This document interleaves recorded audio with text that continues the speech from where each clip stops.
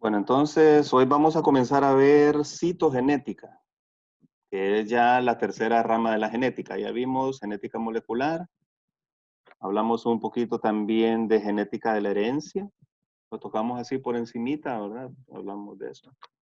Y ahora vamos a hablar un poquito de citogenética.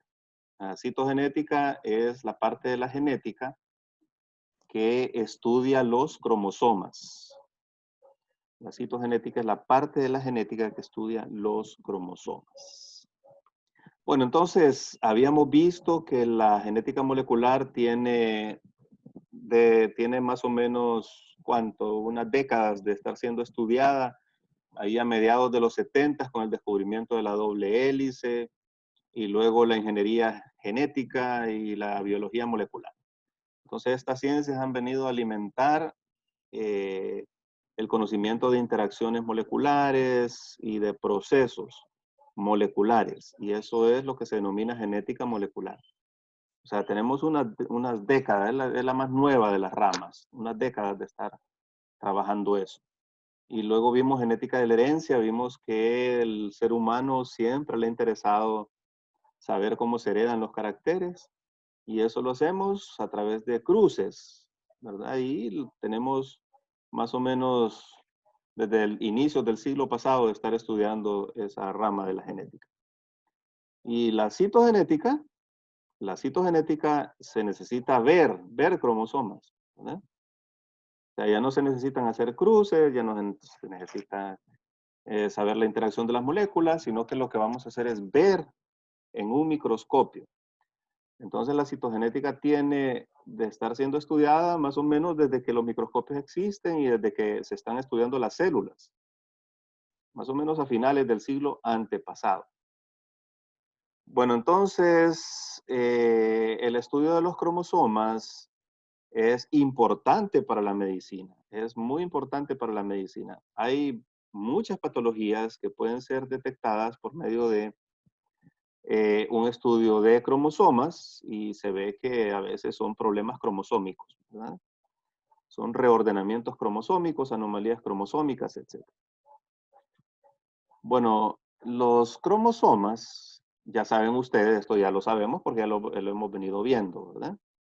Son estructuras que están compuestas por ADN y proteínas, y ese ADN está compactado en diversos niveles de plegamiento. Estos niveles de plegamiento tienen varias funciones. Uno, compactar la cadena de ADN que es bien grande, ¿verdad? Compactarla y meterla dentro de un cromosoma, dentro de un núcleo celular, perdón. Entonces, todo un ADN está compactado ahí, metido dentro de un núcleo celular. Entonces, esa es una de las funciones. Luego, dividir el ADN en volúmenes, en tomos, así como una enciclopedia, 23 volúmenes, ahí está todo el ADN, ¿verdad? Entonces, eso es conveniente para los procesos celulares, más que todo durante la mitosis. Y otra función de ese plegamiento es la regulación, porque diferentes partes de diferentes cromosomas pueden entrar en contacto y regularse. O sea, eso se llama código de cromatina, ¿verdad? O sea, la regulación que se hace entre diferentes cromosomas o diferentes partes de un solo cromosoma. Entonces, la disposición espacial de esos cromosomas determina también la transcripción de genes. Entonces, tiene una función reguladora. Los cromosomas varían ampliamente en tamaño, no solamente entre organismos vivos, sino también en el mismo organismo vivo. El ser humano, por ejemplo, tiene una gran diversidad de tamaños de cromosomas. Y también los cromosomas varían en el número. El número de cromosomas de una especie no se correlaciona con su nivel evolutivo, con el grado de evolución biológica que tiene esa especie. No se correlaciona. Es más, muchas veces podemos tener dos especies muy parecidas que comparten 98% de homología en su genoma y tienen números dispares, tienen números diferentes de cromosomas. A pesar de que sus secuencias de ADN son muy parecidas, pero esa diferencia en el número de cromosomas hace que esas dos especies se aíslen entre sí, que no se puedan aparear y les da el nombre de especies diferentes. O sea, si no, en muchos casos, si tuvieran el mismo número de cromosomas, entonces no habría una barrera reproductora, ¿verdad? No, se podrían reproducir perfectamente y ya no serían de dos especies diferentes. Entonces, muchas veces el número de cromosomas es una barrera, es un factor de especiación. O sea, hace que una especie se diferencie de la otra y haya una barrera reproductiva. Bueno, entonces ese número, les dije yo, no se correlaciona con la complejidad biológica de un organismo. Podemos tener dos organismos de la misma complejidad biológica. Uno puede tener poquitos cromosomas y otro puede tener muchos cromosomas. Bueno, entonces el número, ¿verdad? Los cromosomas humanos, los cromosomas humanos. Los cromosomas humanos son 23, ese es el número haploide, el número N. Como somos diploides, tenemos un par de todos esos. Los que no son sexuales se denominan autosomas y los que son sexuales se denominan cromosomas sexuales, ¿verdad? Vamos a ver.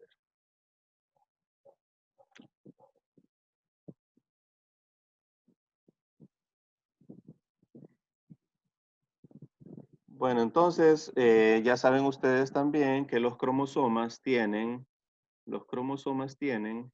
un brazo largo que se llama brazo Q y un brazo corto que se llama brazo P. P de petit, ¿verdad? Eso ya lo habíamos visto. Brazo P y un brazo Q.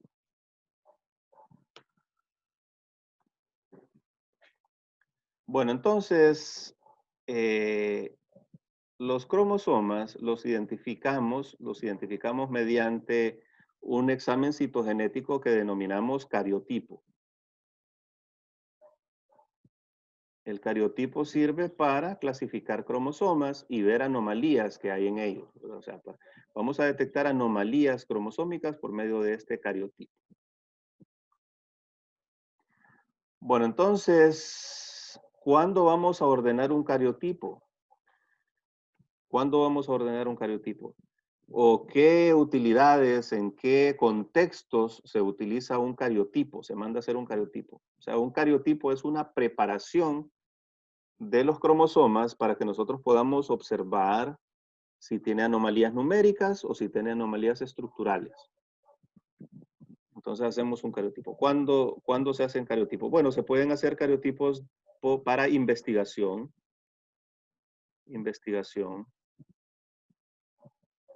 O sea, para buscar polimorfismos cromosómicos. O sea, fragmentos de cromosomas en donde se diferencian las especies o se diferencian los organismos de una misma especie. Entonces, para investigación, por ejemplo, para identificar, ¿verdad? Para identificar polimorfismos cromosómicos. En segundo lugar, en clínica se utiliza siempre que nosotros tenemos un paciente con síndromes cromosómicos. Síndromes cromosómicos. Entonces, en estos casos se ordena un cariotipo. En tercer lugar, pacientes con enfermedades mendelianas. Enfermedades de herencia mendeliana. Diferente, perdón. Síndrome cromosómico es un conjunto de signos y síntomas provocados por que falta un cromosoma o sobra un cromosoma, etcétera, ¿verdad? Entonces es un síndrome cromosómico. Mientras que una enfermedad mendeliana, ya saben ustedes que es una mutación puntual o una mutación de un fragmento pequeño de un de ADN. Una enfermedad mendeliana no puede ser vista, una mutación puntual, por ejemplo, un SNP no puede ser visto en el microscopio, ¿cierto? Porque es muy chiquito. Para que nosotros podamos ver un fragmento que falta o que sobra en un cromosoma, ese fragmento debe tener millones de pares de bases. Millones de pares de bases, porque un pedacito de cromosoma tiene millones de pares de bases, ¿verdad?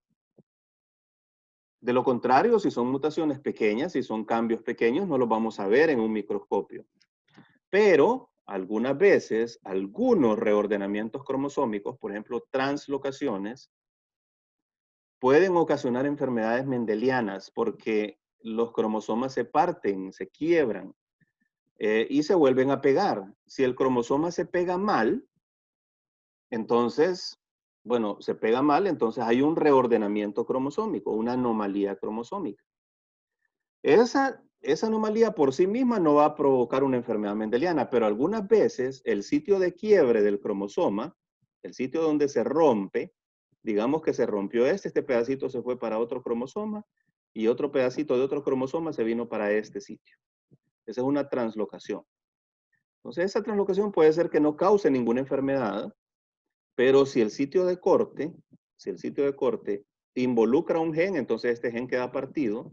Y si es un gen que produce una enfermedad mendeliana, pues entonces esa persona va a salir con esa enfermedad mendeliana. Si tenemos suerte, entonces vamos a detectar, vamos a descubrir una anomalía cromosómica relacionada con una enfermedad mendeliana. Y de esa manera se han podido, perdón, se han podido mapear muchos genes de enfermedades mendelianas por reordenamientos cromosómicos, ¿verdad? O sea, no, los reordenamientos cromosómicos por sí mismos no es que van a producir siempre enfermedad. Y una enfermedad mendeliana rara vez es producida por un reordenamiento cromosómico. Pero cuando son producidas por reordenamientos cromosómicos, entonces podemos detectar el sitio de corte del cromosoma y de esa manera mapear enfermedades. Es decir, el gen tal está ligado a la enfermedad tal, ¿verdad? Poder determinar, y muchos genes de enfermedades se han mapeado de esa manera, ¿verdad? Por medio de anomalías cromosómicas. Por eso mandamos a hacer un cariotipo siempre que hay una enfermedad mendeliana. La mayor parte de las veces nos va a salir el cariotipo normal, porque las mutaciones no son visibles, ¿verdad? Pero algunas veces, si tenemos suerte, vamos a observar un reordenamiento. Bueno, entonces, en caso de enfermedades mendelianas, en caso de abortos, en caso de abortos, más que todo del aborto habitual, más que todo de aborto habitual, o sea, abortos seguidos, ¿verdad? Abortos continuos. En quinto lugar, en caso de infertilidad. Hay muchas anomalías cromosómicas que causan infertilidad, ¿verdad? Entonces, es parte de la batería de infertilidad, realizar un cariotipo. Y en sexto lugar, en cáncer. En cáncer. Bueno, en estos casos, por ejemplo, síndromes cromosómicos, enfermedades mendelianas, ¿verdad? Infertilidad, los cariotipos se hacen de sangre periférica. Las células que se usan para hacer esos cariotipos son los linfocitos. Son células nucleadas, entonces son buenas para hacer cariotipos. Se saca un poco de sangre y ya les voy a decir yo cómo se hace el cariotipo. Y en otros casos, por ejemplo en abortos, se le puede hacer a los padres, a ambos padres, ¿verdad? A ver si tienen una anomalía cromosómica ellos, y eso, alguno de ellos, eso está causando los abortos. O también se puede hacer el cariotipo a partir de los restos, ¿verdad? De los restos placentarios. Entonces, de ahí se puede hacer también, ¿verdad? En el caso de cáncer, se puede hacer del tejido canceroso. O sea, se toma del tejido canceroso y de ahí se hace el cariotipo. Para ver qué tipo de reordenamientos cromosómicos tienen esas células cancerosas. Tal vez el individuo no va a tener un reordenamiento, pero las células cancerosas sí. Bueno, entonces en caso de cáncer. Bien, vamos a ver cómo se realiza un cariotipo. A ver cómo se realiza un cariotipo. Pero antes de eso, vamos a decir que los cromosomas dentro de una misma especie se diferencian en 3 parámetros. O sea, ¿cómo hacemos para diferenciar el cromosoma 1 humano del cromosoma 2 humano, del cromosoma 3, del 21, etcétera, ¿verdad? ¿Cómo hacemos para diferenciar cromosomas entre sí? Bueno, entonces es sencillo. Primero, el primer criterio es el tamaño. Es el tamaño.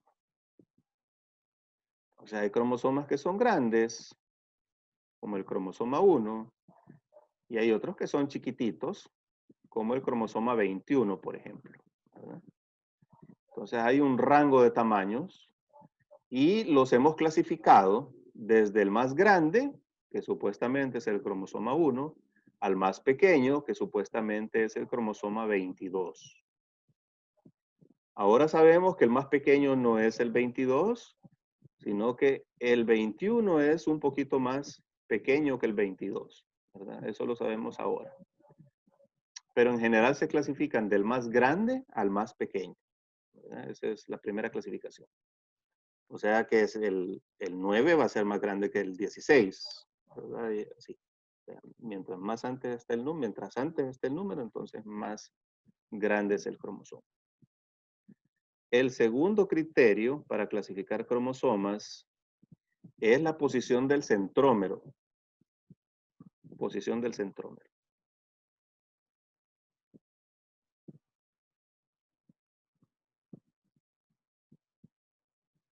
Bueno, entonces, según la posición del centrómero, vamos a tener los siguientes tipos de cromosomas. Si el centrómero está en el centro, entonces vamos a tener dos brazos aproximadamente del mismo tamaño. El brazo P y el brazo Q van a ser más o menos del mismo tamaño. Si ese es el caso, entonces este cromosoma se llama metacéntrico.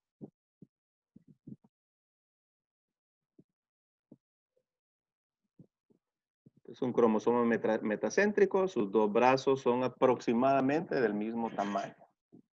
Brazo Q y brazo P. Luego tenemos los cromosomas en donde el centrómero está en un extremo.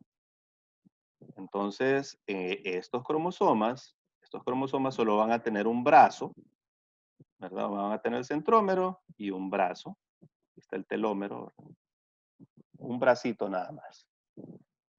Entonces, estos cromosomas se llaman telocéntricos. Telo es al final de. Entonces, el centrómero está al final del cromosoma. Los seres humanos no tenemos cromosomas telocéntricos. No tenemos este tipo de cromosomas. Bueno, luego vienen los que tienen el centrómero cerca del centro, pero no en el centro. Vamos a poner el brazo largo y el brazo corto. O sea, el brazo largo es más largo que el corto, ¿verdad? Está cerca del centro, pero no está en el centro. Estos cromosomas se llaman submetacéntricos.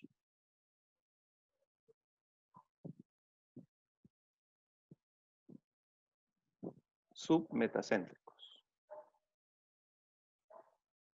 Y por último, tenemos los cromosomas que tienen un brazo largo, que es bastante más largo que el brazo corto. Tenemos un brazo corto. Y estos se llaman subtelocéntricos.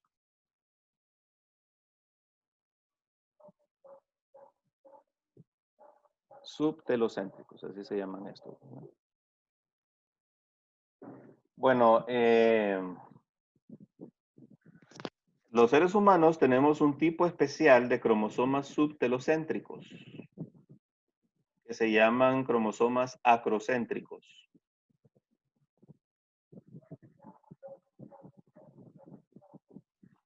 Los cromosomas acrocéntricos tienen un brazo largo, bastante más largo que el cortito. Y el cortito, usualmente, el cortito en los acrocéntricos es heterocromático. Heterocromático. ¿Qué es heterocromático? ¿Alguien que me conteste? Niños, ¿qué significa heterocromático?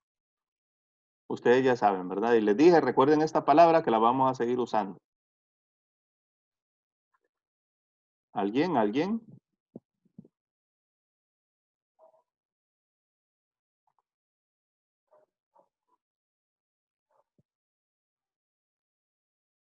ADN condensado. ¿Perdón?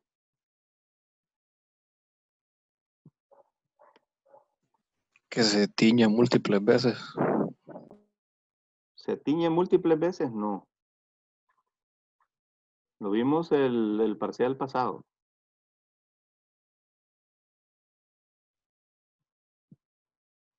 Si no recuerdan, entonces vamos a regresar Regiones otra muy vez. compactadas. Están más compactadas. Ajá, ¿por qué están más compactadas?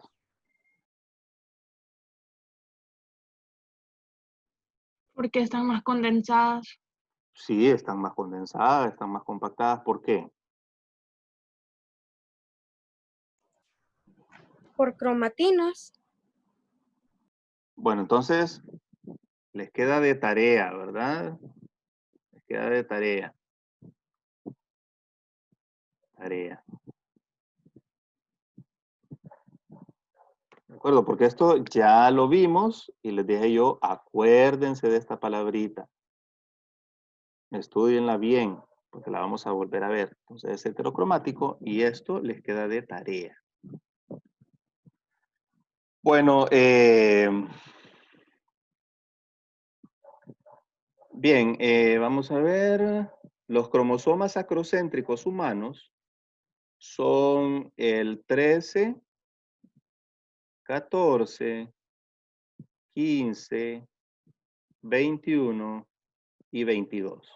Estos son los acrocéntricos. Esos son los cromosomas acrocéntricos humanos.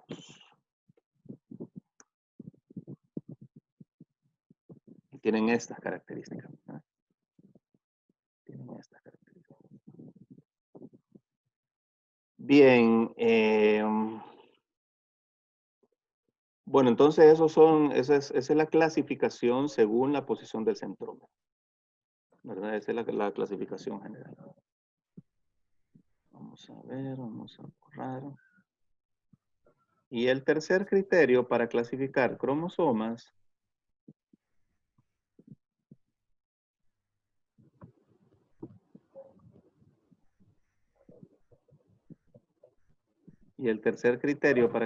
cromosomas, 3, es,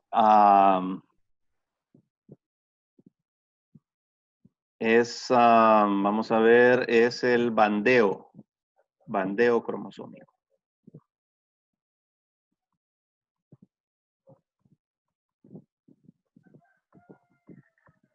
Bueno, entonces si nosotros, vaya, por ejemplo, el cromosoma 1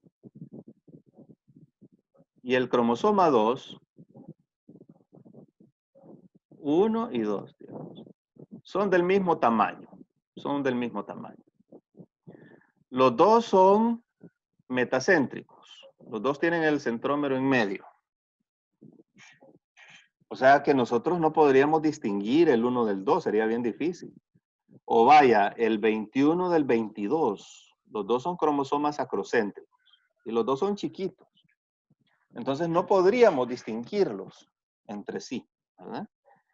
Pero si utilizamos una técnica de bandeo, o sea, utilizamos una coloración y luego hacemos varios pasos para desteñir esa coloración. Entonces los cromosomas quedan bandeados. ¿Verdad? Pintaditos como cebras. Pintaditos. Entonces, como cada cromosoma tiene su propio patrón de bandeo, el cromosoma 1 tiene su propio patrón, el cromosoma 2 tiene su propio patrón, entonces ahora sí podemos diferenciar el 1 del 2. ¿Verdad? Ya sabemos que son diferentes. Pintándolos.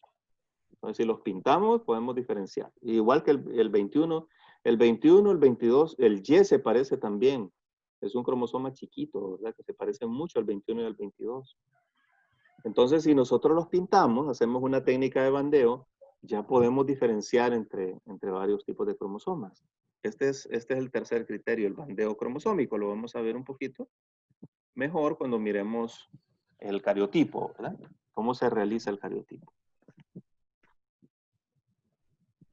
Bueno, entonces ahora vamos a ver cómo se realiza el cariotipo, ¿verdad?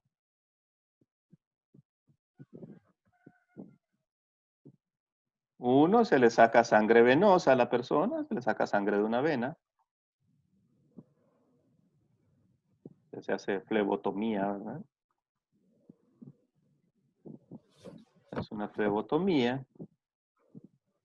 Esa sangre se pone en un tubo de ensayo y ese tubo de ensayo se mete a una incubadora. Una incubadora es como una refri, nada más que en vez de enfriar, calienta a 37 grados. Para que esté en la temperatura corporal. Ah, pero espérense. Antes de meter a la incubadora, a la sangre se le ponen varias sustancias. Se le pone una sustancia mitógena, o sea, una sustancia que sirve para que se divida, para que las células entren en mitosis, ¿verdad? Porque queremos que las células proliferen, más que todos los linfocitos. Los linfocitos son los que más se utilizan, ¿verdad?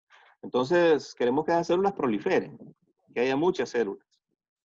Entonces, ponemos un mitógeno y otras sustancias ahí. Y luego se mete a la incubadora. Se tiene unos días en la incubadora.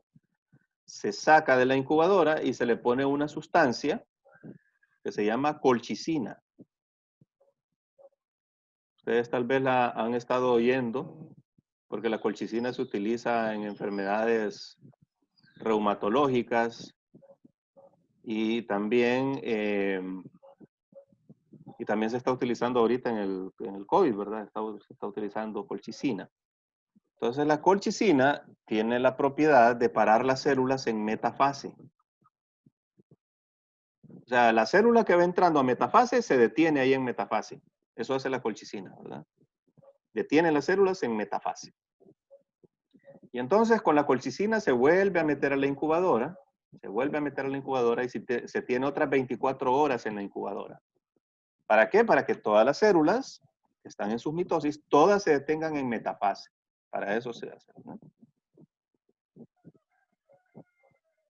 Bueno, entonces una vez que las células se detienen en metafase, a las 24 horas, las sacamos, centrifugamos esa sangre para separar los glóbulos rojos, separar el plasma, que no es la parte que nos interesa, ¿verdad? Y tomamos solamente los glóbulos blancos, el Buffy coat que se llama, ¿verdad?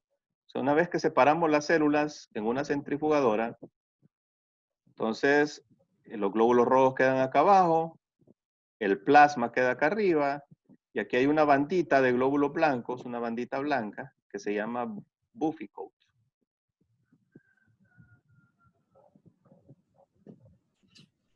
Buffy coat. Entonces ese Buffy coat es el que tomamos, lo diluimos, y luego fijamos en un portaobjetos. Tenemos un portaobjetos, ¿verdad?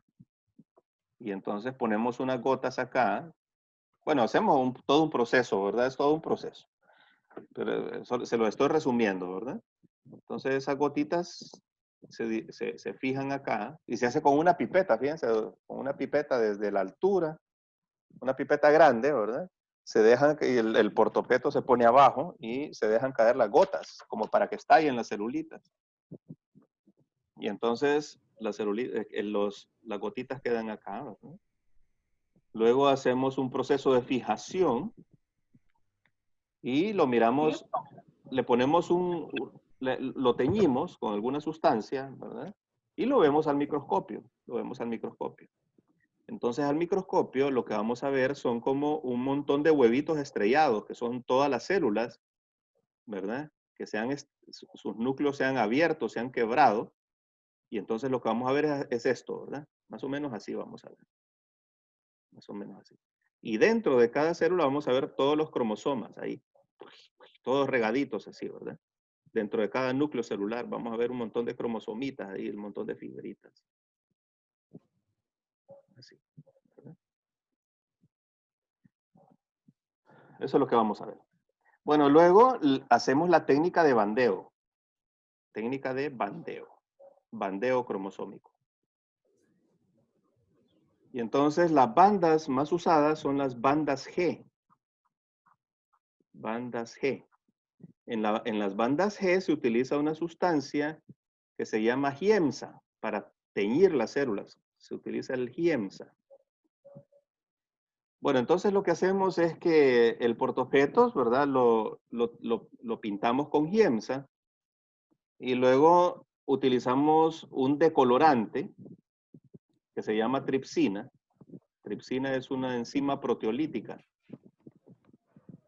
Tripsina es una enzima proteolítica. Entonces, lo tratamos varias veces, lo pintamos varias veces con giemsa y luego con tripsina, giemsa, tripsina, giemsa, tripsina. Y entonces después de varios ciclos de eso, obtenemos el bandeo cromosómico. Ya los cromosomas quedan bandeaditos. Hay otros tipos de bandeo. Por ejemplo, tenemos las bandas Q. Bandas Q. Q viene de quinacrina. Quinacrina. Bueno, entonces, en las bandas G, y hay otro tipo de bandeos. Hay bandeos especiales para ver el centrómero, banda C. Hay bandeos especiales para ver telómeros. Hay un montón de tipos de bandeo. Hay un montón de sustancias que se utilizan y vemos diferentes cosas, ¿verdad? El que se utiliza rutinariamente para el cariotipo son las bandas G. Ese es el que más se utiliza, ¿verdad? En las bandas G, las regiones heterocromáticas se tiñen oscuro. Tenemos el cromosoma acá. Estas son las regiones heterocromáticas, las que se tiñen oscuro, ¿verdad? Y las regiones eucromáticas se tiñen más clarito, ¿verdad? Entonces las regiones heterocromáticas se tiñen más oscuro. Eso es en las bandas C. En las bandas Q es al revés, ¿verdad? Las bandas oscuras son estas y es al revés. Bueno, la cuestión es que al final de eso ya obtenemos una plaquita que está bien teñidita, ¿verdad? Está bien teñida. Y luego esa placa la ponemos debajo del microscopio otra vez. Y montamos una cámara en el microscopio. O sea, aquí está el microscopio, ¿verdad? Con su lente. Está el microscopio con su lentecita, ¿verdad? Y entonces aquí se monta una cámara. Solo estoy haciendo un pichingo, ¿verdad? No es un dibujo. Entonces aquí hay una cámara, ¿verdad? Y aquí se encuentra el portaobjetos. Bueno, entonces lo que vamos a hacer es que vamos a utilizar la máxima resolución del microscopio. Tienen que ser microscopios muy buenos para citogenética, ¿verdad? Y utilizamos la resolución máxima. Entonces vamos a ver, ¿verdad? Vamos a ver el circulito con todos los cromosomas dentro. Con todos los cromosomas, pero ya estos cromosomas están bandeados. Están bandeados. Bueno, entonces lo que se hace a continuación es lo siguiente. Se buscan los que están más claritos, se buscan varias células, ¿verdad? Unas 15 células. Se analizan las células, ¿verdad? Y se le toman fotos a algunas de ellas. A las que están más bonitas, se le toma foto. Entonces, aquí tenemos ya una foto de esto, ¿verdad? Una foto. Bueno, nos olvidamos del microscopio y ahora nos vamos a la foto. Agarramos un pedacito de cartulina y agarramos un tapecito, ¿verdad? Un tapecito de ese tape transparente y agarramos unas tijeritas como cuando estábamos en el kinder o en la escuela. Entonces lo que vamos a necesitar es tijeritas, tape transparente y cartulinita como que estábamos en la escuela, ¿verdad? Y entonces vamos a empezar a cortar. Vamos a buscar el cromosoma 1 acá. ¿Dónde está el cromosoma 1? Ah, acá está el cromosoma 1. Ah, vamos a cortar el cromosoma 1. Venimos y lo cortamos con las tijeritas, ¿verdad? Lo cortamos. Entonces este cromosoma 1 lo ponemos acá. Y luego buscamos el otro cromosoma 1. Lo cortamos y lo ponemos acá. Y ahí tenemos ya los dos cromosomas 1. Puestecitos uno al lado del otro. ¿Qué pasa si nos llevamos otro cromosoma cuando cortamos? Entonces, digamos que nos llevamos aquí el cromosoma 5. Este estaba con el cromosoma 5. Entonces usamos otra foto para cortar el cromosoma 5, porque esta ya se nos fue, ¿verdad? Con el cromosoma 1. Por eso debemos tener varias fotos. Bueno, entonces luego hacemos lo mismo con el 2, luego hacemos lo mismo con el 3 y lo vamos colocando acá, ¿verdad? Lo vamos colocando acá. Lo vamos colocando acá. ¿Verdad? Y por último, colocamos los dos sexuales, el X y el Y. Eso es todo lo que tenemos que hacer para el cariotipo. ¿Verdad? Eso es todo. No es fácil, porque no es fácil reconocer cromosomas. Yo me acuerdo que para mí era muy difícil cuando estaba yo llevando mi clase de citogenética, ¿verdad? Era bastante difícil, bastante trabajoso identificar cromosomas. Hay gente que es muy hábil para eso, pues esa no era una de mis habilidades precisamente, ¿verdad? Y pues claro, o sea, depende de la práctica. Yo no tenía experiencia en cortar cromosomas.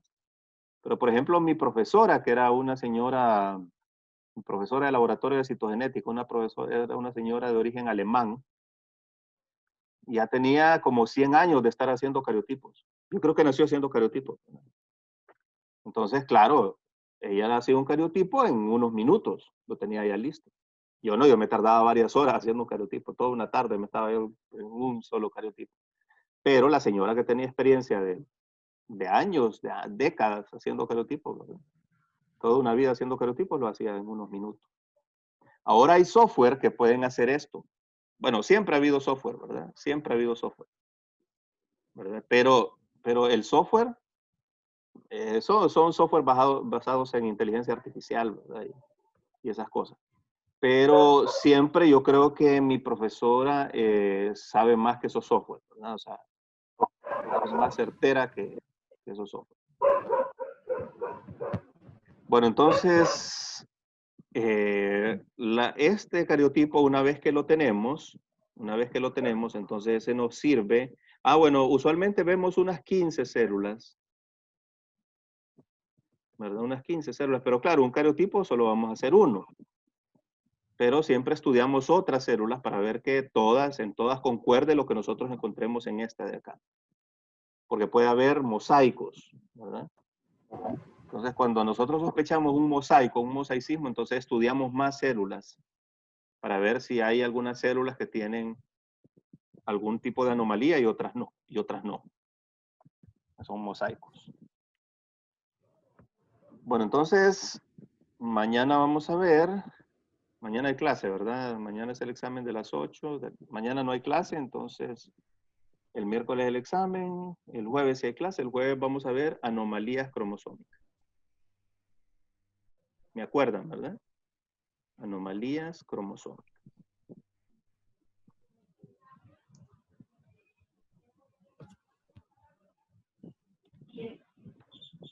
¿Alguna pregunta hasta acá?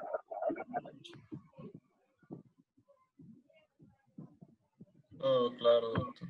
¿Todo clarito? Bueno, vamos a ver, vamos a cerrar esto. Todo claro, ¿verdad? Déjenme parar la grabación.